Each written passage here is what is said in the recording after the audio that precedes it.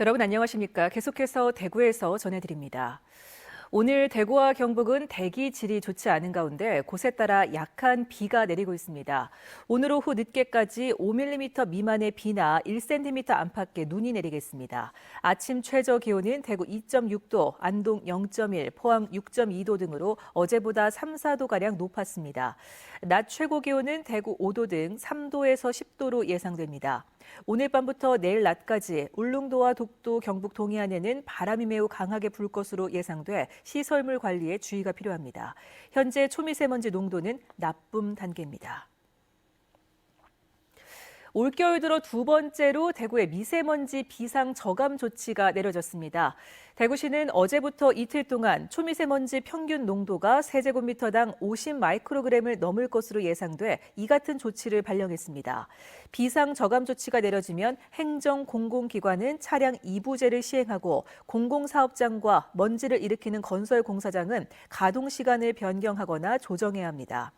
영업용을 제외한 배출가스 5등급차 운행도 제한됩니다.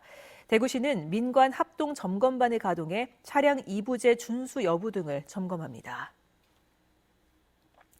심각한 고령화로 소멸 위기에 몰리고 있는 농촌을 살리기 위해서 경상북도가 젊은 농업 후계자 육성에 힘을 쏟고 있는데요.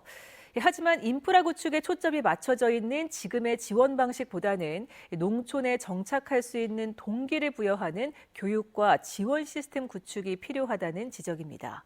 이상원 기자가 보도합니다. 3년 전 김천시 봉산면에서 딸기 농사를 시작한 30살 박민혁 씨. 시행착오를 겪으며 노력한 결과 올해는 지난해의 2배가 넘는 1억 5천만 원 정도 매출을 올렸습니다. 농업을 평생 직업으로 생각하고 농촌에 정착했다는 박 씨는 동기부여가 가장 중요하다고 말합니다. 제가 농사를 해서 뭐 돈을 번다 아니면 삶을 그냥 영위한다 정도가 아닌 제가 사장님이 될 수 있다는 그런 동기를 가지고 확장해 나가는 걸 계속 보면서 이제 만족감을 느끼는 게 부여돼야지 계속 할 수 있을 것 같습니다. 농사를. 하지만 박 씨처럼 성공적으로 정착하는 젊은 농업 후계자들은 많지 않은 것이 현실입니다. 젊은 청년들을 농촌에 정착시켜 농업 후계자로 육성하기 위한 지원이 강화되고 있지만 빠르게 진행되고 있는 농촌 고령화를 극복하기에는 여전히 역부족인 상황입니다. 최근 3년 동안 전국 농가 가운데 39살 이하 농업인의 비율은 1% 미만이며 특히 경북은 전국 평균의 절반 수준인 0.5%대에 머무르고 있습니다. 200가구 가운데 한 가구만 청년 농업인이란 얘기입니다. 토지, 주택, 자금 같은 인프라 지원에 집중된 현재의 지원 대책은 젊은 농업 후계자 양성에 한계가 있다는 게 전문가들의 지적입니다.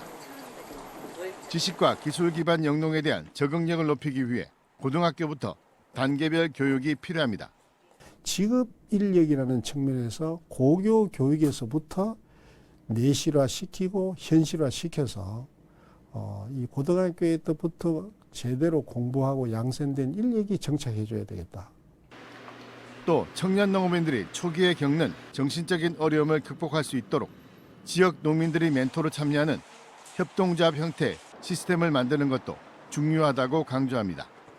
MBC 뉴스 이상원입니다.